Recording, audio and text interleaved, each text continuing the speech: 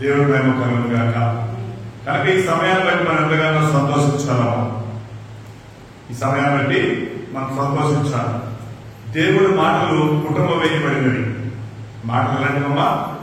కుటుంబం వేయబడినవి. అర్థం ఏంటంటే చెప్తున్న యొక్క మాటలు చాలా అమూల్యమైన మాటలు.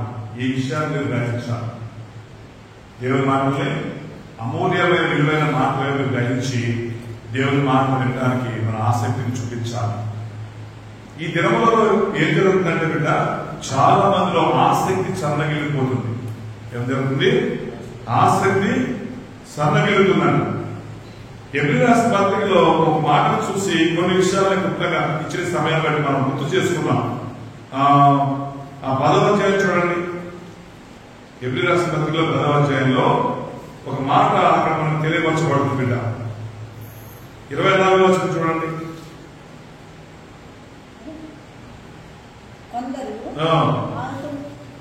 కొందరు మానుకొనుచున్నట్టుగా సమాజముగా కూడుగా మానకుండా ఒకరినొకరు హెచ్చరించుకుంటూ ఆ దినము సమీపించుట మీరు చూసిన కొలది మరీ ఎక్కువగా అలాగూ చేయొచ్చు.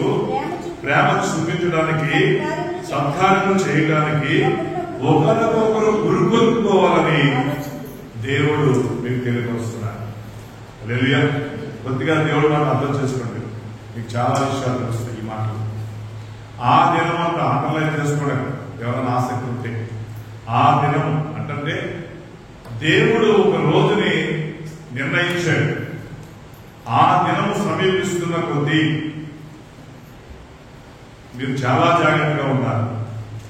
చాలా మంది సమాజంలో కూడుకోవడానికి ఎన్నో సాకులు కారణాలు చెప్తున్నారు. అంటే సంఘానికి రావడానికి వారికి ఎన్నో ఆటంకాలు. సంఘానికి రావడానికి మందిరంలోకి వచ్చి పరిశుద్ధ సన్నిధిలో దేవుడు ఆలయంలో చేరి సంఘంలో కూడుకొని ఆయన ఆరాధించడానికి, ప్రార్థించడానికి, ఆయన మాటలు వినడానికి వారికి ఎన్నో ఆటంకాలు, అబ్జెక్షన్స్ ఎన్నో ఉంటాయి. పనులు అంటారు, ఎన్నో ఈ పనులు చేయబట్టే మనిషి దేవుడికి దూరం అయిపోతున్నాడు. హల్లెలూయా. ఈ పనులు చేయబట్టి ఏమైపోతాం? దేవుడికి దూరం అయిపోతారు బిడ్డ. దేవుడేమో చేయాల్సిన రీతిలో చేయాల్సిన రీతిగా పనులు చేసుకోమన్నాడు. కానీ వీళ్ళు ఏం చేస్తారంటే దానికంటే మించి ఎక్కువ పనులు చేసే పరిస్థితులు పడిపోయి దేవుడి యొక్క మాటనే తక్కువ చేసే పరిస్థితులు. హల్లెలూయా. కదా, ఆ రోజుల్లో కూడా జరిగినాయి. యేసుప్రభు ఉన్నప్పుడు కూడా ఇలాంటి సంఘటనలు జరిగినాయి. మరియమ్మ వాళ్ళ తమ్ముడు దేవుడి మాట వింటా ఉంటే మా అత్తగారు ఏం చేసినట్ట ఆ పనుల్లో బిజీగా ఉంటుంది. కానీ దేవుడు ఏమన్నాడు? ఎందుకు మాత్ర అంతగా బిజీగా పనులు లేకు? నీ పనులు చేయబట్టి ఏమవుతుంది? అవిస్తారమైన పనులు చేయబట్టి నువ్వు కలగజేస్తున్న యొక్క పనులు బట్టి ఏమైపోతుంది? దేవుడే ఆలోచన తెలుసుకోలేకపోతున్నావు, దేవుడి యొక్క మాటలను వినలేకపోతున్నావు అని చెప్పి మాటలతో మాట్లాడడం మనం చూస్తాం. ఈ రోజు కూడా సేమ్ అదే జరుగుతుంది. లోపల అదే జరుగుతుంది. మీరు నమ్మండి, నమ్మిన వారు నమ్మండి, నమ్మకపోతే దేవుడు చూసుకుంటాడు. హల్లెలూయా. చాలా మంది దేవుడు మాట్లాడడానికి ఏదో కారణం చెప్పి దూరం అయిపోతున్నారు. కనుక దేవుడికి గుర్తు చేస్తే ఏంటంటే ఆ దినము సమీపించుడు కొద్దీ అలా మానుకుంటారు. చాలా మంది కలవడానికి, సంఘముకి రావడానికి, సన్నిధికి రావడానికి మానుకున్నట్టు మీరు మానుకోవద్దు అంటున్నాను. హల్లెలూయా. ఏంటంటే చెప్తున్న మాట ఏంటంటే ఆ దినం సమీపించిన కొద్ది అంటే నాశన దినాలు సమీపిస్తున్న కొద్దీ, దేవుడు రాకడ దినం సమీపిస్తున్న కొద్దీ అందరూ కొందరు మానుకొచ్చున్నట్టుగా సమాజముగా కూడుకోవడానికి మీరు మానకుండా ఒకరినొకరు కూడుకొడుకోండి, అవ్వండి, హెచ్చరించుకోండి. కలవడానికి, దేవుడి సన్నిధిలో సంఘంగా కూడుకొని ఆరాధించడానికి మీరు ఒకరికొకరు ఏం చేసుకోవాలంటే ప్రోత్సహించుకోవాలి. కూడుకోమంటే ప్రోత్సహించుకోవడం. వాళ్ళ నిరాసక్తితో నిర్లక్ష్యంగా ఉంటారు కొంతమంది. ఆసక్తి ఉండదు. ఏమిటాలి అన్నట్టుగా నిర్లక్ష్య ధోరణి ఉంటుంది. ఆసక్తి ఉండదు. దానికి ఎన్నో కారణాలు ఉంటాయి. కారణాలు చెప్తే దేవుడు ఒప్పుకుంటాడా? సాగులు చెప్తే ఒప్పుకుంటాడంటే చెప్పండి. మీకు తెలియదు ఏముంది? నాకు ఈ మనం ప్రభువా అంటే దేవుడు ఒప్పుకుంటాడు. దేవుడు కూడా ఆ దినమందు దేవుడు మాట్లాడాడు, అందరిని పిలిచాడు, ఇట్లాగే కలుసుకుందామండి, ఇది ఏర్పాటు చేశానని పిలిచినప్పుడు ఆ పిలుపుని అందుకున్న వారు ఏం చేశారంట, దేవుడు కొంతమంది వ్యక్తులు ఆహ్వానించాడు రమ్మని చెప్పమని.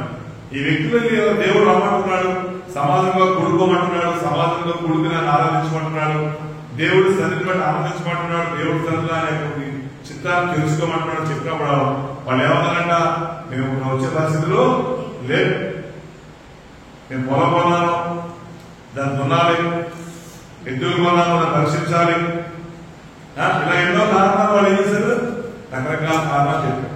ఈరోజు సేమ్ అయ్యే కారణాలు మీ అందరికీ తెలిసే ఉంటుంది. అయ్యే కారణాలు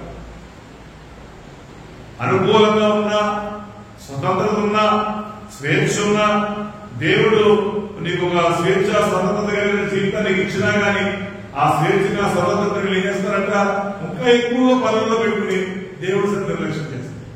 ఒప్పుకుంటాడు, ఒప్పుకుంటాడు. ఇంకా ఎక్కువగా పనులు పెట్టుకుంటారు. అంటే దేవుడు సమయం ఇచ్చాడు కదా చెప్పి ఆ సమయాన్ని దేవుడికి ఇవ్వట్లేదు. ఏం చేస్తారు, సమయం ఉందని చెప్పేసి ఆ సమయం వరకు పనులు లేదు చేసుకుంటారు. దేవుడి మేము కలుగును గాక. విస్తారమైన పనులు ఒక వ్యక్తి యొక్క విశ్వాసాన్ని బలహీనపరుస్తుంది. విస్తారమైన కోరికలు, విస్తారమైన మనస్సు ఆ విశ్వాసంలో ఎదుగుదల లేకుండా చేస్తుంది. గుర్తుపెట్టుకోవాలి. దేవుడు మనం దీవించును గాక. కనుక దేవుడు చెప్తున్న మనం జ్ఞాపకం చేసుకుని పెట్టాలి. కనుక మనం ఈ విధంగా ఈ సమయాన్ని కలుసుకున్నాం అంటే దేవుడు ఆత్మకం సంతోషించడం పెట్టాలి. పరలోకమందు మీ బలము అధికమవుతుంది. హల్లెలూయా. ఎవరైతే దేవుడు వాక్కుని విశ్వసిస్తారో, వాక్కు కొరకు ఆశ కలిగి ఉంటారో, సన్నిధిలో ఆనందిస్తారో వారి యొక్క బహుమాన పరలోకంలో అధికమవుతుంది.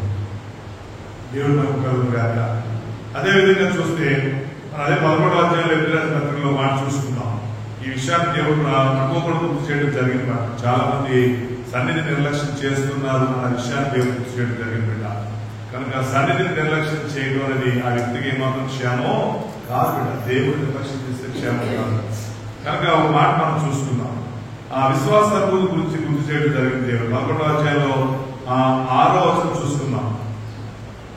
విశ్వాసము లేకుండా దేవునికి ఇష్టడై ఉండుట అసాధ్యం. దేవుని యొద్దకు వచ్చేవాడు ఆయన ఉన్నాడని, వాని వెతికి వారికి ఫలము దయచేయువాడని నమ్మాలి కదా. దేవుడు ఈ వాక్యాన్ని దీవించును గాక.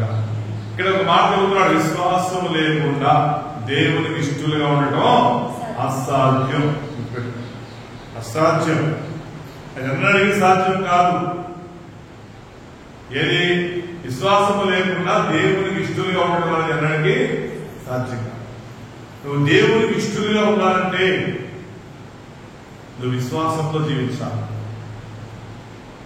విశ్వాసంతో నమ్మకంతో జీవించాలి. అంటే అర్థం ఏంటంటే దేవుడు చెప్పిన మాటను సింపుల్ గా విధేయత చూపించాలంతే. నీ విశ్వాసం నీలో ఉందనుకోండి, దేవుడి యొక్క మాటలు విన్నా మీరు ఆ కలిగిన విశ్వాసాన్ని బట్టి ఎవరు ఆర్గ్యుమెంట్ చేస్తావా, తర్కిస్తావా? తర్కించు. విశ్వాసం అంటే తర్కించు. తర్కిస్తున్నాడు అర్థం ఏంటంటే విశ్వాసం లేదు నీలో. ఎక్కడో ఒక సందేహం ఉంది, ఎక్కడో అనుమానం ఉంది, ఎక్కడో మూల అప్రామం నీలో ఉంది. కనుక నువ్వేం చేస్తావు, వాదిస్తావు. ఎప్పుడు రావాలా, నేనేం చేయాలా, ఇలా అనుకో విధంగా ఇలా మాటలు చేస్తూ ఉంటే మనుషులు వచ్చి. హల్లెలూయా. దేవుడికి మహిమ కలుగును గాక. ఎంతగా ప్రభు యందు ఎవరైతే ప్రయాసపడతారో వారి యొక్క ఫలము అధికమవుతుంది. దేవుడు ఆసక్తి మనలో ఉండాలి. ఎవరిలో ఉండాలంట, మనలోనే ఆసక్తి ఉండాలి. మనలోనే ఆసక్తి ఉండాలి, నీలోనే ఆసక్తి ఉండాలి. దేవుడి విశ్వాసంలో ఎదుగుదల కొరకు ఆసక్తి కలిగి ఉండాలి. ఇక్కడ దేవుడు చెప్తున్న మాటలు అయితే అర్థం చేసుకోండి. విశ్వాసం లేకుండా దేవుడికి ఇష్టలుగా ఎవ్వరూ ఉండలేదు. విశ్వాసం ఉన్న వ్యక్తులుగా మీరు జీవించాలి. గుర్తుపెట్టుకోండి, విశ్వాసం ఉన్న వ్యక్తులుగా మీరు ఉండాలి.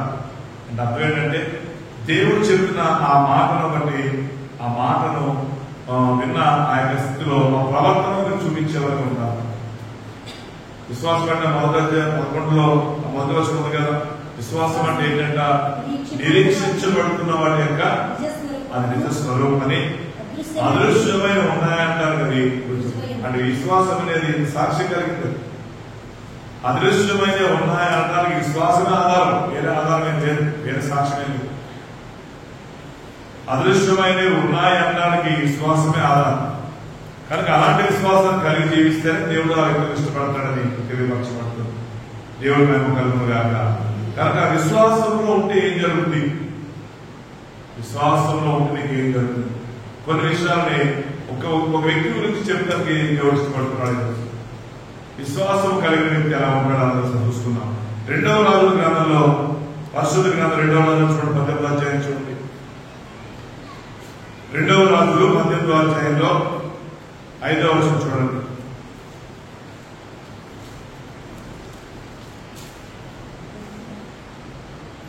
అతడు ఇశ్రాయేలు దేవుడైన యెహోవా యందు విశ్వాసం ఉంచినవాడు. 2వ రాజులు 18వ అధ్యాయంలో అతడు ఇశ్రాయేలు దేవుడైన యెహోవా యందు విశ్వాసం ఉంచినవాడు. అతని తరువాత వచ్చిన యూదా రాజుల్లోను అతని పూర్వీకులైన రాజులలోను అతనితో సమానమైన వాడు. ఇక్కడ వ్యక్తి గురించి దేవుడు చెబుతున్నాడు. అప్పుడు ఇశ్రాయేలీయుల దేవుడైన యెహోవాయే విశ్వాసం ఉంచిన వ్యక్తి అతడు అంటే ఎవరంటారంటే ఆ మొదటి వచనంలో పేరు ఎవరంటైనా హిజ్కియా. హిజ్కియా అనే వ్యక్తి ఎలాంటి వ్యక్తి అంట? యేసుక్రీస్తుని దేవుడు సృష్టికర్తైన తండ్రి అయిన దేవుని యందు విశ్వాసం ఉంచినవాడు, విశ్వాసం కలిగినవాడు. హల్లెలూయా. దేవునికి ఇష్టమై ఉండాలంటే విశ్వాసం కలిగి ఉండాలి అన్న సూత్రాన్ని ఇతను పాటించాడు. కలిగిన విశ్వాసాన్ని బట్టి ఏం చేయడం తెలుసా? ఆ 4వ వచనం చూస్తే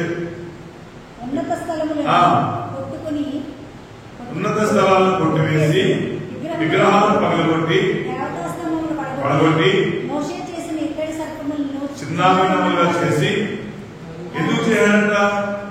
ఆ మోషే చేసిన ఎత్తుల సర్పానికి ఏం చేస్తారంటే ఇశ్రాయేలీయులు నెహ్రూస్థానం పేరు పెట్టి దానికి ధూపం అంటే జాతర దేవుడే చేసేస్తారు. దానికి దేవుడే చేసేస్తారు కాబట్టి దేవుడే చేసేస్తారని ఇది చూసేయాలంటే దాన్ని పగలగొట్టించాడు. కాని వాటిని తీసేశాడంట. తీసేసి ఓన్లీ దేవుడికి మాత్రమే ప్రార్థన చేయాలి, ఆరాధించాలని చెప్పి ఒక నియమం పెట్టాడు. హల్లెలూయా. అర్థమైంది కదా? విశ్వాసం ఉంచిన వ్యక్తి చేసే పనులు దేవుడు మిమ్మల్ని దీవించును గాక. అర్థమైందమ్మా? ఇప్పుడు విశ్వాసం ఉంచిన వారు చేసే పనులు కొన్ని ఉంటాయి. విశ్వాసం ఉంచిన వారు చేసే పనులు కొన్ని ఉంటాయి. ఇప్పుడు ఈ విశ్వాసం ఉంచాడు కనుక ఏం చేయడంట? దేవుడికి ఇష్టం లేని ఏం చేయడంట? పడగొట్టాడంట, పగలగొట్టాడంట, తీసేసాడంట. ఈ 3 మనలో కూడా ఉన్నారు. విశ్వాసం ఉంచిన వారు ఈ 3 ఉన్నారు. విశ్వాసం ఉంచిన వారు ఏముండాలి? దేవుడికి ఇష్టం లేని తీసేసేయాలి. పడవలసి పడగొట్టాలి, తొలగించాల్సినవి తొలగించాలి. దేవుడు నాకు కలుగుగాక. నీలో ఏదైతే తీసేసుకోవాలి తీసేసుకోవాలి. విశ్వాసం ఉంది. దేవుడు ఇష్టం లేని నీలో ఉండడానికి ఏమాత్రం ఉండకూడదు. హల్లెలూయా. నువ్వు దేవుడిని విశ్వసిస్తే కనుక, దేవుడికి ఇష్టంగా ఉండాలని మనసు కలిగి ఉంటే కనుక, దేవుడికి ఇష్టం లేని ఏది నీలో ఉండకూడదు. నీ సహవాసం కూడా దేవుడికి ఇష్టం లేకుండా, ఇష్టం లేని అంటే దేవుడు బాధపడే విధంగా నీ సహవాసం ఉండకూడదు. దేవుడికి కోపం తెప్పించే విధంగా, దుఃఖం కలిగించే విధంగా నీ క్రియలు ఏమాత్రం. హల్లెలూయా. ఎంతో బిడ్డ, విశ్వాసం ఉంచిన వారు చేయాల్సిన పనులు, చేయాల్సిన విధానానికి దేవుడు తెలియపరుస్తున్నాడు. విశ్వాసం ఉంచకుండా దేవుడికి ఇష్టం లేని అసాధ్యం బిడ్డ. అని అర్థం ఏంటంటే దేవుడికి ఇష్టం లేనివి నువ్వు తీయకుండా, తొలగించుకోకుండా నువ్వు దేవుడిని గణపరచడం అనేది, ఆ గణపరచడాన్ని బట్టి సంతోషించడం అనేది ఎంత మాత్రం మంచిది కాదు. హల్లెలూయా.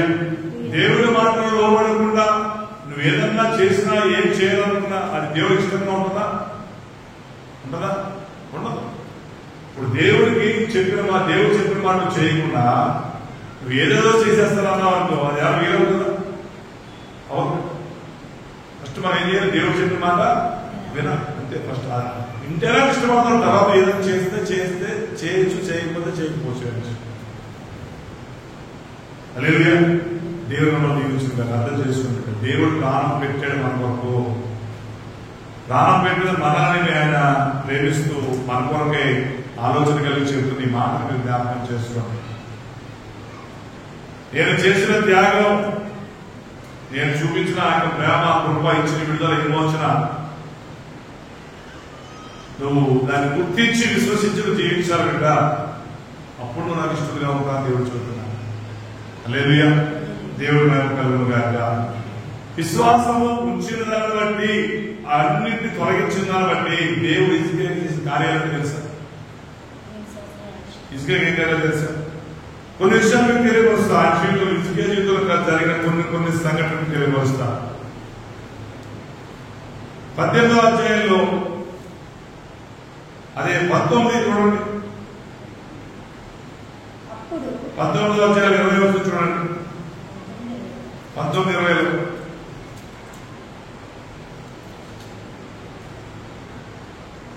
అంతటా ఆమోజు కుమారుడైన యెషయా హిజ్కియా యొద్దకు ఈ వర్తమానం పంపెను. ఇశ్రాయేలు దేవుడకు యెహోవా సెలవిచ్చినదేమనగా, దేవుడు నీకు తెలియపరుస్తున్నాడు అని చెప్పి అక్కడ హిజ్కియాకి తెలియపరుస్తున్నాడు దేవుని యొక్క దూత. అష్షూరు రాజైన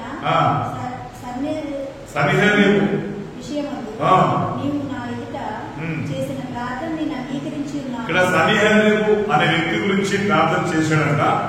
అది దేవుడు అంగీకరించాడని చెప్పి ఒక వ్యక్తి వచ్చి ఇక్కడ హిజ్కియాకి చెబుతున్నాడు. ఈ సన్హెరీబు అనే వ్యక్తి అష్షూరు రాజు. అతను వచ్చి ఏం చేశాడంటే యుద్ధానికి వచ్చాడు. యుద్ధానికి వచ్చి నేను చంపేస్తా నా లోపలిపోతే అని చెప్పి బెదిరిస్తున్నాడు. పెద్ద సైన్యం వేసుకొచ్చి వచ్చిన సైన్యాన్ని బట్టి, ఆ యొక్క గద్దెంపు హెచ్చరికలను బట్టి, ఆ వ్యక్తిని బట్టి ఈ హిజ్కియా దేవుడి దగ్గరికి ప్రార్థన చేశాడు. అబ్బా, ఇది పలానా వ్యక్తి వచ్చేలాగా నన్ను అనవసరమైన మాటలు రెచ్చగొడుతున్నాడు, నన్ను తక్కువ చేసుకుని హేళన చేస్తున్నాడు. ఆ యుద్ధానికి వచ్చాడు. ఆ సైన్యం చూస్తే విస్తారంగా ఉంది, మేము చూస్తే కొలువుగా ఉన్నాం. మానవుల యొక్క బలాన్ని చూసి నన్ను అసహిస్తున్నాడు, కానీ మా బలం నువ్వే ప్రభువా, కానీ నువ్వు మాకు సహాయం చేయమని దేవుడి దగ్గర ప్రార్థన చేశాడు. దేవుడి దగ్గర ప్రార్థన చేశాడు. రెండవ దినవృత్తాంతం 32వ అధ్యాయం చూడండి. అక్కడ సంగతి మీకు తెలుస్తుంది.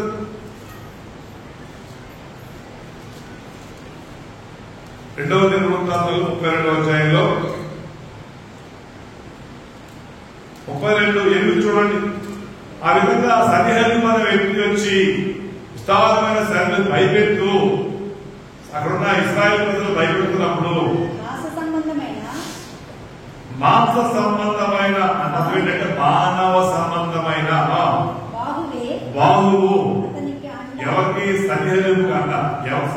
సన్హెరీబుకి ఎవరన్నా చూసి రెచ్చిపోతాడు? సైన్యాన్ని చూసి రెచ్చిపోతాడు. వెనకాల సైన్యాన్ని చూసి రెచ్చిపోతాడు. మనకు సహాయం చేయడానికి, మన పక్ష యుద్ధం జరిగించడానికి మన దేవుడైన యెహోవా మనకు తోడుగా ఉన్నాడని చెప్పాడు. హల్లెలూయా. ఆ సన్హెరీబుకి మానవుల అంత మాత్రమే ఉంది, కానీ మనకు మన దేవుడైన యెహోవా తోడుగా ఉన్నాడు. మనకి సహాయం చేస్తాడు, మన పక్ష యుద్ధం చేస్తాడు. ధైర్యంగా ఉండండి. ఆ సైన్యాన్ని చూసి భయపడకండి, వాడు మాటను చూసి భయపడకండి అని చెప్పి దేవుడి మందిరంలోకి వెళ్ళి ప్రార్థన చేశాడంట. దేవుడి మందిరంలోకి వెళ్ళి ప్రార్థన చేశాడంట. 19వ అధ్యాయం 14వ చూడండి. అక్కడ ఉంటుంది. 15వ చూడండి. 19:15 2వ రాజు 19:15 యెహోవా సన్నిధిని ప్రార్థన చేశాను. యెహోవా కెరూబుల మధ్య నివసించుచున్న ఇశ్రాయేలు దేవా,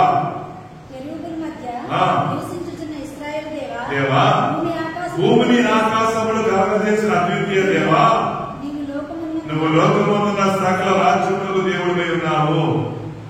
యెహోవా నా ప్రార్థన చెవియొగ్గి ఆలకించుము. తండ్రి కన్నులు తెరిచి ఒక్కసారి దృష్టి పెట్టు.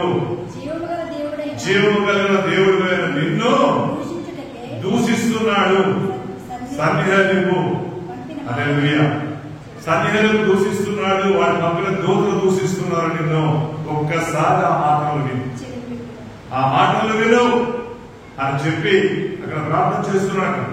ఆ 19 యెహోవా ఆ దేవా లోకమందున సమస్త జనులు నీవే నిజముగా అద్వితీయ దేవుడని యెహోవాని తెలుసుకున్నట్టుగా అతని చేతిలో నుండి మమ్మల్ని రక్షించని ప్రార్థన చేశాడు. ఏం చేశాడమ్మా? రక్షించమని ప్రార్థన చేశాడు. మీకు అర్థమైంది కదా? అతను చెప్పే మాటలను బట్టి, ఆ పరిస్థితిని బట్టి సన్నిధికి పోయి ప్రార్థన, ప్రభువా మాకు సహాయం చేయి. ఆ యొక్క మాట ఒకసారి విను. పొగరబోతు మాటలు మాట్లాడుతున్నాడు. నీ యొక్క జనులు తక్కువ చేసి మాట్లాడుతున్నాడు. నీ రాజ్యాన్ని తక్కువ చేసి మాట్లాడుతున్నాడు. ఒక్కసారి నువ్వు దృష్టి పెట్టు ప్రభువా, నువ్వు మాకు సహాయం చేయమని ప్రార్థన చేసినాడు. ఆ ప్రార్థన చేసినప్పుడు ఆ ప్రార్థనకి జవాబే ఏది? 20వ వచనంలో మనం చూసుకున్నాం. 19:20 చేసిన ప్రార్థన ఏమొచ్చింది? ఆయనకి జవాబు వచ్చింది. హల్లెలూయా. అక్కడ ప్రార్థన చేశాడు. ఒక సమస్యను బట్టి, ఒక పరిస్థితిని బట్టి హిజ్కియా ప్రార్థన చేశాడు. హిజ్కియా విశ్వాసం ఉంచిన వ్యక్తి, విశ్వాసం ఉంచి దేవుడికి ఇష్టం లేని అన్ని తొలగించిన వ్యక్తి. ఆ వ్యక్తి ప్రార్థన చేశాడు ఒక సమస్య గురించి. ఆ సమస్య గురించి చేసిన ప్రార్థన దేవుడు ఆలకించాడు. ఆలకించి వెంటనే తన యొక్క సేవకుని పంపి జవాబు ఇచ్చాడు. ఎవరి 20వ వచనం చదువుకుని ఒకసారి ఏమంటే చదువు చూడండి. నువ్వు సన్నిహరింపు విషయమందు చేసిన ప్రార్థన నేను అంగీకరించాను. అంటే ఏం చేశాడు? నువ్వు నా పక్షంగా యుద్ధం చేయకపోవా, చంద్రమ్మ రక్షించాను ప్రార్థన నేను అంగీకరించాను. హల్లెలూయా, హల్లెలూయా. అంగీకరించాడు అని చెప్పేది దేవుడు. ఆ 19వ అధ్యాయంలో 35 చదవండి. 35 వచనంలో చెప్పిన యొక్క మాటను బట్టి ఆ రాత్రి ఏం చేయాలంటే దేవుడు ఒక దూతని అశ్షూరు రాజైన సన్నిహరింపు సైన్యంలోని పంపించాడు. పంపించినప్పుడు ఏం చేసినాడు? ఆ దూత ఏం చేయాలంటే వెళ్ళి ఆ సైన్యంలోకి వెళ్ళి 185,000 మంది మనుషులు ఏం చేయాలంట? సైన్యాన్ని నాశనం చేయాలి. ఎంతమంది నాశనం చేయడమా? 185,000 మందిని నాశనం చేశారు. నాశనమైన సైన్యాన్ని ఆ సైన్యాలను చూసి భయపడిపోయి, అంతకుముందు వీళ్ళు భయపెట్టాలని చూశాడు. ఎవరిని? దేవుడి బిడ్డల్ని భయపెట్టాలని చూశాడు. కానీ ఎప్పుడైతే జరిగిన సంఘటన చూడగానే ఏమైపోయిందానికి భయం వచ్చి ఆ భయంతో తిరిగి తన దేశానికి వెళ్ళిపోయింది. పాట లేదు. ఒక సమస్య వచ్చింది. ఆ సమస్యను బట్టి విశ్వాసం నుంచి హిజ్కియా దేవుడి సన్నిధిలో ప్రార్థన చేశాడు. ఆ ప్రార్థనను ఆలకించాడు. ఆ ప్రార్థనకు జవాబు ఇచ్చాడు. నువ్వు ప్రార్థన విన్నాను, హిజ్కియా భయపడకుండా నీ పక్షం చేస్తానని వెళ్ళాడు. ఆ సైన్యంలో దోపిడి ఆదేశిస్తే అక్కడ దోత వెళ్ళి ఆ సైన్యాన్ని నాశనం చేస్తే అటు భయపడి వెనక్కి వెళ్ళిపోయింది. కాబట్టి హిజ్కియాకి ఏమొచ్చింది? చేయగలిగింది బిడ్డ. ఆ 18:7 చూడండి. 18:7 అక్కడ హిజ్కియాకి దేవుడు చేసిన పనులు కాబట్టి యెహోవా అతనికి తోడుగా ఉన్నాడు కనుక. ఎందుకు తోడుగా ఉన్నాడు? కదా మీరు గమనించాలి. ఎందుకు తోడుగా ఉన్నాడు? హిజ్కియాకి దేవుడు ఎందుకు తోడుగా ఉన్నాడు? విశ్వాసం ఉంచాడు కనుక, ఉంచిన దాన్ని బట్టి దేవుడి ఇష్టం లేని తొలగించాడు కనుక, ఏమైనా తను చేసింది కాబట్టి తాను వెళ్ళిన చోటల్లా ఆమేన్. నువ్వు నేను వెళ్ళిన చోటల్లా దేవుడు పొందుకుందును గాక. ఎప్పుడు పొందుకుంటాం? విశ్వాసం ఉంచాలి. ఏమొచ్చాలి? విశ్వాసం ఉంచాలి. విశ్వాసం ఉంచాలి అంటే అన్నదాన్ని ఎలా చూపిస్తావు? దేవుడికి ఇష్టం లేని నువ్వు జీవితంలో ఏం జరుగుతూ తీసేసుకోవచ్చు. మాటలో ఉన్న పరిస్థితిని దేవుడి ఆయాసం తొలగించుకో. నీ శరీరంలో ఉన్న దేవుడి ఆయాసమైన పరిస్థితి ఏం చేయని రోజు తొలగించుకో. నీ అలవాట్లే కానీ, నీ వ్యసనాలే కానీ, నీ మాటలే కానీ, ప్రవర్తనలో ఉన్న ఆ దోషాలన్నీ ఏం చేయాలి? ఈరోజు తొలగించుకో. అప్పుడు దేవుడు నీ పక్షంగా నీ ప్రార్థన ఆలకించి నీకు సహాయం చేయబోతున్నాడు. ఈ రోజు ఈ సన్నిధిలో నువ్వు చేసిన ప్రార్థన దేవుడు అంగీకరించబోతున్నాడు బిడ్డ. కనుక దయచేసి విషయాలు గమనించండి. పడగొట్టవలసినవి, తీసివేయవలసినవి, తొలగించవలసినవి ఈ రోజు నీ జీవితం నుంచి జరగాలి. హల్లెలూయా. ఎప్పుడైనా చేస్తావో నీ ప్రార్థనకి జవాబు శీఘ్రంగా పొందుకుంటావు, తొందరగా జవాబు పొందుకుంటావు, ఈజీగా పొందుకుంటావు. ఎంతమందికి మన ప్రార్థనకి దేవుడు జవాబు ఇవ్వాలనుకున్నాడు? ఎంతమందికి దేవుడు మన జవాబు ఇవ్వాలనుకున్నాడు? జవాబు ఇస్తాడైనా, సజీవుడైన జీవం కలిగిన దేవుడు, జవాబు ఇచ్చే దేవుడైనా ఈ ప్రార్థన చెల్లించిన దేవుడు. హల్లెలూయా. ఆ జవాబు నువ్వు నేను పొందుకోవాలంటే చేయాల్సిన ఏంటంటే మనలో ఆయన ఆయాసకరమైన ఏది ఉండకూడదు. ఈ బేసిక్ ప్రిన్సిపల్ పెట్టు. ఈ రూట్స్ ఉండాలి మనలో. మనం శరీరదారులుగా ఆలోచించకూడదు. శరీరానికి రుణస్థలం కాదు. మనం ఎవరికి రుణస్థలం?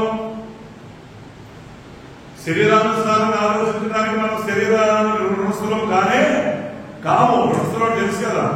ఎవరికన్నా బాకీలు ఉందో వాడు చెప్పినట్టు చేయాల్సి వస్తారు. అదే బాకీలు ఏమనుకో ఎవరికైనా చెప్తే చేస్తావు, చెయ్యు. నీ శరీరాన్ని రుణస్థలం కాదు. అందుకంటే నీ శరీరానుసారమైన పరిస్థితుల్లో దేవుడు నీకు విడుదల ఇచ్చేశాడు. కనుక శరీరానుసారంగా ఆలోచించదు. శరీరానుసారంగా నువ్వు కోరికలో ఉండకూడదు. అయ్యో అయిపోయింది అనుకోకుండా కుదరదు. దాని ఉట్టిగా మోసం, మందిని మోసం చేస్తాం అంటే ఊరికి ఎందుకు అవుతుంది? చికెన్ ముక్క తిన్న తర్వాత అయ్యో తెలుగు ముక్క తినంటే నడుస్తున్నా కింద నోట్లో పెడతాం, ముక్క నవ్వుతాం, మంచిగా దాన్ని చూసినా ఇష్టపడతాం. అలాగే ఎంతవరకు అన్నమాట. కొన్ని అవ్వాలంటే నువ్వు తెలిసే చేస్తావు. ఎందుకు చేస్తావంటే నువ్వు దేవుడి వాక్కుని తక్కువ చేస్తున్నావు. దీన్ని ఎవరు చూస్తాడే, దీన్ని ఎవరు ఎదుర్కొంటాడు, ఎంత శ్రద్ధాలు చూస్తున్నాడు దేవుడు అని అనుకున్నావు. ప్రతి చిన్న దాన్ని దేవుడు చూస్తాడు. ప్రతి చిన్న విషయాలు హల్లెలూయా. నీ ప్రవర్తన అంతటి యందు ఆయన అధికారం ఒప్పుకోమన్నాడా? లేకపోతే కొద్దిగా నీకేమన్నా కొద్దిగా అవకాశం ఇచ్చాడా? నీకేమన్నా అవకాశం ఇచ్చాడా? అది ఏ మాత్రం నీకు నాకు అవకాశం లేదు. ఏమనంటే మన ప్రవర్తన అందరూ ఎవరికైనా ఒప్పుకోమా? దేవుడి అధికారాన్ని ఒప్పుకోవాలి. చిన్న విషయాలు, పెద్ద విషయాలు ప్రతి దాన్ని దేవుడితో జీవించాలి. నమ్మకంగా ఉండాలి, యథార్థంగా ఉండాలి, మంచి ఆలోచన కలిగి ఉండాలి, ప్రేమలో ఉండాలి. ఆ నెలలు సమీపించిన కొద్దీ చెప్పబడ్డ మాట్లాడుతుంది. ఆ నెలలు సమీపించిన కొద్దీ ఇంకెలా ఉండాలి? సంఘంలో కలుసుకోవడానికి, సంఘంలో కూడుకోవడానికి ఆసక్తి. కానీ మనకి ఏమవుతుందంటే దినాలు గడిచి ఏమైందంటే మాకు అంతా తెలుసు అన్నది ఇంకో సగం మంది బయట ఉంటారు. చాలా మంది హల్లెలూయా క్రమాన్ని పాటించట్లేదు. హల్లెలూయా. క్రమం లేకపోతే దేవుడు ఏమాత్రం ఇష్టపడ్డావు. క్రమం లేని వారు దేవుడు ఏమాత్రం ఇష్టపడ్డావు. ఒక ప్రణాళికలో, ఒక ఏర్పాటులో, ఒక పరిచయ విధానంలో, ఒక సహవాసంలో ఒక వ్యక్తిని దేవుడు నడిపించిన తర్వాత వచ్చిన వ్యక్తి ఎలా ఉండాలి? క్రమానికి అనుకూలంగా. అట్లా కాకుండా ఇష్టానుసారంగా వెళ్తా అది నడుస్తాను. దేవుడు మనం దీవించును గాక. అర్థం చేసుకుని బిడ్డ హిజ్కియా ప్రార్థన విన్నాడు, జవాబు ఇచ్చాడు. నీ ప్రార్థన కూడా వింటాడు. ఖచ్చితంగా మనం జవాబు ఇస్తాడు దేవుడే. సజీవుడైన జీవం కలిగిన దేవుడే. దయచేసి అర్థం చేసుకోండి. అదేవిధంగా చూస్తే హిజ్కియా జీవితంలో ఏం జరిగిందో తెలుసా? 20 అధ్యాయాలు చూడండి. అదే 2వ అధ్యాయం చూడండి. మొదటి వర్షంలో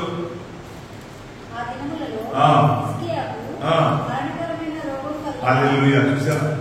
హిజ్కియాకి ఏం కలిగిందంట?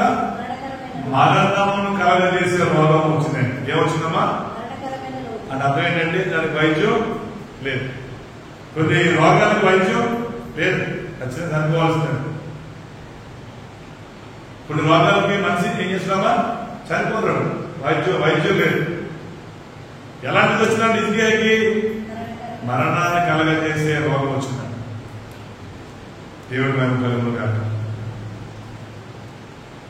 కనుక అలాంటి పరిస్థితిలో ఉన్నప్పుడు ఆ వ్యక్తి ఆ పరిస్థితిని తెలుసుకుని సేవకుల ద్వారా ప్రార్థన చేసినప్పుడంట అక్కడ చూస్తే ఆ 2వ వచనంలో తన ముఖాన్ని గోడ పెట్టుకుని యెహోవా యథార్థ హృదయములు నీవు యథార్థ హృదయముతో సత్యముతో నేను నీ సన్నిధిని విశ్వాసం నుంచి నేను ఎట్లా నడుచుకున్నానో నీ దృష్టికి అనుకూలంగా సమస్తము నేను ఎలా జరిగించానో ఒకసారి నీ కృపలో జ్ఞాపకం చేసుకోవాలని ప్రార్థన చేసిన ప్రార్థన చేసినప్పుడు ఇలాంటి ప్రార్థన చేయాలి. ప్రార్థన ఉండలేదు. హిజ్కియా ప్రార్థన, ఎబ్బేదు ప్రార్థన అంటే ఆ చేసే విధానంలో మనం ప్రార్థించాలని చెప్పి మనం చెప్తా ఉంటారు. ఒక్కసారి నీ కృపలో జ్ఞాపకం చేసుకున్న యథార్థంగా ఉన్నాను, నేను సత్యంతో ఉన్నాను, నీ సన్నిధిలో సత్యాన్ని అనుసరించాను, నీ దృష్టికి అనుకూలంగా సమస్తాన్ని జరిగించాను. విశ్వాసం ఉంచిన వారు చేయాల్సిన మనసుది. హల్లెలూయా. విశ్వాసం ఉంచిన వారు ఏం చేయాలమ్మా? దేవుడి దృష్టికి సమస్తం అనుకూలంగా చెయ్యాలి. ఇప్పుడు మామూలు దేవుడి విశ్వాసం ఉంచేవా లేదా? విశ్వాసం ఉంటే గట్టిగా ఏర్పడు. విశ్వాసం ఉంచిన దాన్ని బట్టి ఇప్పుడు ఏం చేయాలి? దేవుడికి సమస్తం అనుకూలంగా సమస్తం అని అడిగా అంటున్నారు. ఇంపార్టెంట్ ఏం చేయాలంట? సమస్తం అనుకూలంగా చేయాలి. కొద్దిగా అనుకూలంగా కాదు, కొద్దిగా అనుకూలంగా కాదు, సమస్తం అనుకూలంగా చేయాలి. సగం చేసి సగం చేయకూడదు. నువ్వు తినే అన్నాన్ని సగం వండించి తింటావా? మనం తినే అన్నాన్ని సగం వండించి తినేసి తింటాం. అన్నం ఉడికితే లేదా చూసి మరీ చూసుకుని తింటాం.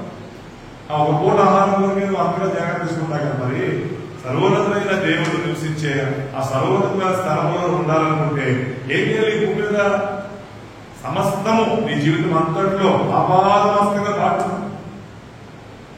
ఇదిగో దేవా నా జీవితం ఆపాదమస్తకం నీకంకితం. ఇదిగో దేవా నా జీవితం ఆపాదమస్తకం నీకంకితం. శరణం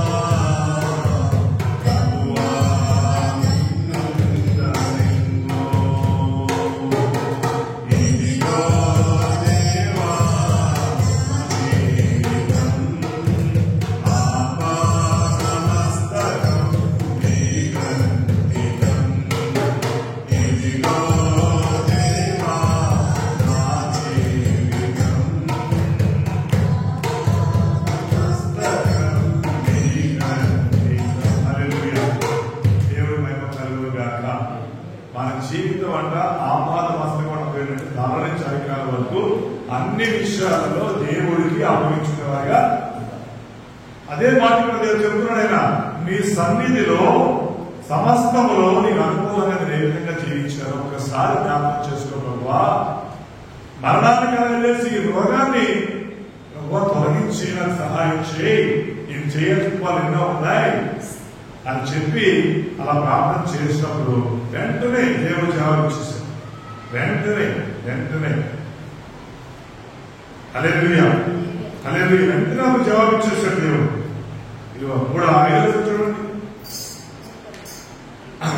ఇదిగేదో చెప్పమని మాట ఏంటంటే సాధువుడు నీకు సెలవించింది ఏంటంటే, నువ్వు కన్నీళ్లు విడిచుట నేను చూసాను, నీ ప్రార్థన నేను అంగీకరించాను, నేను నిన్ను బాగు చేస్తాను. ఆమె 3 విషయాలు పెట్టాను.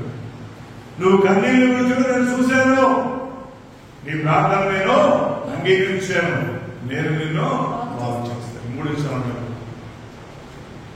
నువ్వు కన్నీళ్లు విడిస్తే ఆయన చూస్తాడు, నీ ప్రార్థన అయినా ఆలకిస్తాడు, నీకున్న రోగాన్ని ఆయన తొలగిస్తాడు. ఇది జరుగుతుందా జరగదా చెప్పండి, జరుగుతుందా జరుగుతుందా చెప్పండి. ఈ విశ్వాసమే ఉంచి విశ్వాసం జీవించమంటున్నాడు దేవుడు. విశ్వాసం ఉంచిన వారు దేవుడు ఉన్నాడని నమ్మాలి కదా, ఆయన ఫలాన్ని నమ్మకం కలిగి విశ్వాసంలో జీవించాలి కదా. అలా జీవిస్తున్నప్పుడు ఆయన అనుకూలమైన మనస్సు ఆ స్వభావం నీలో ఉండాలి కదా. ఆయన ఇష్టం లేనివి, ఆయాసకరమైనవి, దుఃఖకరమైన నీళ్ళను తొలగించుకోవాలి కదా అని దేవుడు చెబుతున్నాడు ఈరోజు. హల్లెలూయా. దేవుడిని జీవించిన కాక కనుక మనం భ్రమంలో ఉండద్దు. ఆ దినం సమీపిస్తుంది కనుక సమయాన్ని సద్వినియోగం చేసుకోవాలి. చాలా మంది సమాజంలో కూడుకోవడానికి ఆసక్తి చూపించడం లేదు. నిర్లక్ష్య ధోరణి వాళ్ళు పనిచేస్తుంది. అదొక దెయ్యం.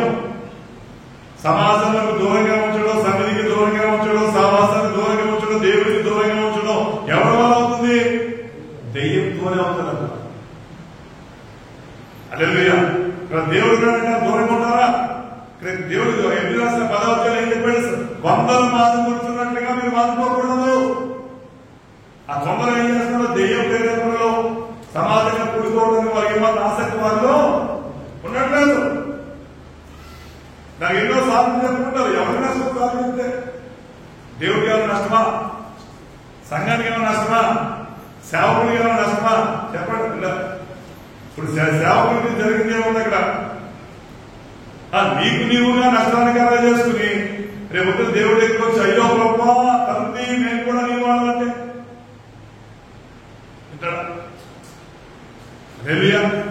కొన్ని ప్రిన్సిపల్స్ ఉంటాయి, బేసిక్స్ ఉంటాయి, రూల్స్ ఉంటాయి, నిబంధనలు, కట్టడాలు ఉంటాయి, క్రమాలు ఉంటాయి, పద్ధతులు ఉంటాయి. ఎట్లా మాత్రం జీవించడానికి మనం మామూలు వ్యక్తులు కాదు. జీవించవచ్చు బిడ్డ, జీవించుకోండి. మనం జీవించుకో ఎలా ఉంటారో ఉండకూడదు. ఏదైనా చేయకూడదు, ఏదైనా మాట్లాడకూడదు. వాడు ఉమ్మేసుగా ఉండకూడదు, తిట్టాక తిట్టకూడదు, వాడు ఏమన్నా ఏమనకూడదు, వాడు కోపంగా అనకూడదు, వాడు గడ్డించకూడదు. నీ సహనం, నీ వర్క్, నీ బేసెస్ నీది ఏమైంది? వాడి పేరు నమ్మలేదు, వాడికి నీకేమైంది? విస్తారమైన పనులు, ఆసక్తిని పోగొడుతుంది. నీకు స్వతంత్రం ఇచ్చాడు, ఆ స్వతంత్రంలో చేసుకుని దేవుడు ఆరాధించమని చెప్తే ఆ సమయాన్ని కూడా నిర్లక్ష్యం చేస్తూ నువ్వు పనుల కొరకే ప్రయాసపడినప్పుడు ఇంకా నీకు ఇంకా స్వతంత్రం విలువ. దేవుడి సన్నిధిని బట్టి, ఆయన మందిరాన్ని బట్టి, ఆయన మాటను బట్టి ఆనందించే సమయం నీకు లేకపోతే నీకు ఎంత ఉన్నాయి? అన్ని ఉన్నా దరిద్రులే లెక్క. లేదు, అన్ని ఉన్నా ఏమీ లేని దరిద్రులు లెక్క. సన్నిధిని ఆనందించే భాగ్యం లేదు, సహవాసం సంతోషించే మనసే లేదు. ఎప్పుడు లోపల తిరిగితే ఎంతగానో తిరుగుతూ ఎప్పుడో ఆ ప్రయాణం ఎక్కడ ఉంటుందో కూడా తెలియదు. లోపల తిరుగుతుంటే దేవుడి సన్నిధి నిర్లక్ష్యం చేస్తే రేపు రోజు పొందుకునేది ప్రయోజనం ఏంటి? బ్రతకం ఏంటి? హల్లెలూయా. అర్థం చేసుకుంట ఆయన ఎంత యథార్థ హృదయుడిగా ఉన్నానో, నీ సన్నిధి నేను ఎట్లా నడుచుకున్నానో, దృష్టికి అనుకూలంగా నేను ఎట్లా చేశానో కృపలో జ్ఞాపకం చేసుకో ప్రభువా అని మీరు జ్ఞాపకం చేస్తే దేవుడికి జవాబిస్తాడు. మరణము జ్ఞాపకం చేసిన రోగం వేస్తే దేవుడు ఆగించిపోతున్నాడు. హల్లెలూయా. కలగజేశాడు. కలగజేసి ఏం చేయడంట, ఏం చేయడంట, ఆలోచనలో చనిపోవలసిన వ్యక్తిని ఆ యొక్క ప్రార్థనను బట్టి, అతను చేసిన ప్రార్థనను బట్టి, ఆ యొక్క జీవితాన్ని బట్టి ఆ వ్యక్తి దేవుడు ఏం చేయడంట, 15 సంవత్సరములు అంటే 15 సంవత్సరాలు ఆయుష్ ఇచ్చాడు దేవుడు. ఈ రోజు చనిపోవలసిన వ్యక్తి 15 సంవత్సరాలు బతికాడు. ఆమేన్. హల్లెలూయా. గట్టిగా గట్టిగా అర్థం చేసుకున్నాడు. అంటే ఆయుష్ అని పెడతారు ఎవరు ఇస్తారంట, నువ్వు అడిగినట్లయితే దీర్ఘాయుషు దయచేస్తానికి కీర్తన గ్రంథంలో తెలియపరచబడుతుంది. ఆయుష్ అనుగ్రహించేవాడు ఎవరంటమ్మా, దేవుడే. నీకు ఆయుష్ ఇచ్చాడని చెప్పి ఆయుష్లో విశ్రాంతానికి జీవించడంతో నీకేమన్నా ప్రతిఫలం ఉంటుందా? కనుక ఈ ఆయుష్ దేవుడు ఇచ్చాడు, ఈ జీవితాన్ని దేవుడు ఇచ్చాడు, సజీవులుగా దేవుడు చూపి మనం నిలబెట్టాడు. కనుక ఈ సజీవులుగా మనం దేవుడు స్తుతించేవారుగా ఉండాలి, దేవుడిని ఆరాధించేవారుగా ఉండాలి, ఆయన సన్నిధిలో సంతోషించేవారుగా ఉండాలి, ఆయనను ఆరాధించే వ్యక్తులుగా దేవుడు మేము కలుగుగా అర్థం చేసుకోండి. అక్కడ యుద్ధం వచ్చినప్పుడు సమస్య వచ్చినప్పుడు అర్థం చేస్తే దేవుడు జవాబిచ్చి ఆ యుద్ధంలో చేయాలి. ఎక్కడికి వెళ్ళినా బిడ్డ విజయ పక్షంగా ఉండి జయించాలి. అదేవిధంగా రోగం వస్తే రోగానికి గురించి ప్రార్థన చేస్తే ఇసుకేకి ప్రార్థన దేవుడు ఆలకించిన రోగాన్ని తొలగించి ఎందుకు చేయడానికి కార్యాలని దేని చేసినప్పుడు విశ్వాసం ఉంచిన దాన్ని బట్టి, దేని బట్టి విశ్వాసం ఉంచిన దాన్ని బట్టి, ఆ యొక్క విశ్వాసాన్ని బట్టి దేవుడికి ఆయాసంగా పరిస్థితులను తొలగించిన దాన్ని బట్టి, ఆ తొలగించిన పరిస్థితులను బట్టి దేవుడికి ఇష్టడుగా మారిన దాన్ని బట్టి ఈ యొక్క ప్రార్థనను దేవుడు ఆలకించి ఆ ప్రార్థన అన్నింటికీ దేవుడు జవాబానికి దయచేసి దేవుడు కలుగుగాక. దేవుడికి ఇష్టమైన అసాధ్యం, విశ్వాసం లేకపోతే. చాలా మంది విశ్వాసం ఉంటారు కానీ సిగరెట్ మాత్రం, చాలా మంది విశ్వాసాలు ఉంటారు కానీ మధుమానులు, చాలా మంది విశ్వాసాలు ఉంటారు కానీ తాపాలు మానలు, చాలా మంది విశ్వాసం ఉంటారు కానీ చెడు మాటలు చెప్పడం మానలు, చాలా మంది విశ్వాసము కలిగిన వాళ్ళు అనుకుంటారు కానీ సాడి చెప్పడం మానలు, విశ్వాసం ఉన్నామని అనుకుంటారు కానీ ఒకరి గురించి చెడ్డగా మాట్లాడటం మానలు. హల్లెలూయా. ఎంతమంది విశ్వాసం ఉంచినోడు ఏమి చేయగలరా? చేయడం. చేసుకున్నాడు అర్థమైనా ఒకటే దాంట్లో లాజిక్ అవసరం లేదు, నార్మల్ అవసరం లేదు. వాడు సిగరెట్ మారుతుందంటే, మధు మారుతుందంటే, అబద్ధాలు మారుతుందంటే, మోసం మారుతుందంటే, నిర్లక్ష్యం మారుతుందంటే, కొట్టడం కళానికి కారణం కాకుండా మారుతుందంటే, వేదాలు కథ చేస్తున్నాడంటే, సాడి చెబుతున్నాడంటే, కొండేలు చెబుతున్నాడంటే కారణం కాదు, ఏం లేదు, విశ్వాసం లేదు అంటే దేవుడు లేడు. మరి ఏం చేయాలనుకుంటున్నాడు అర్థం కాదు, ఏం చేయాలనుకుంటే నాకు అర్థం కాదు, వెళ్ళిపోవాలనుకున్నా కానీ అర్థం కాదు సేవకుడిగా. అలాగే దేవుడికి తత్వం ఉంది. ఎందుకంటే నా మాట విననేవారు నా వారు కానే, విన్నవారు నా వారు ఉన్నాడు దేవుడు. దేవుడు తెలుసు వినని వారి వరకు ఒక నిత్య అగ్నిని ఆ దేవుడు కనుక చేయకుండా భద్రం చేసి దేవుడి మేము కలుగుగాక. హల్లెలూయా. అర్థం చేసుకోబిడ్డ. కనుక 2వ దినవృత్తాంతం 32:27 చూడండి. ఇంకో మాట ఏం చేశాడు అయితే 32:27. 2వ దినవృత్తాంతాలు 32:27 దేవుడు చేసిన పనులు. హిజ్కియాకి ఏం చేయాలంట? అతి విస్తారమైన ఐశ్వర్యములు ఘనతలు కలగజేయండి. ఆమె ఏం చేయాలంట? అతి విస్తారం అంటే ఎంతో అర్థం చూసుకోండి. ఆ పదాన్ని బట్టి ఇక్కడ అర్థం చేయాలి. అతి విస్తారమైన ఐశ్వర్యం అర్థండి, దాని లెక్క లేదు, లెక్క లేదు. విస్తారమైన ఆశీర్వాదాలు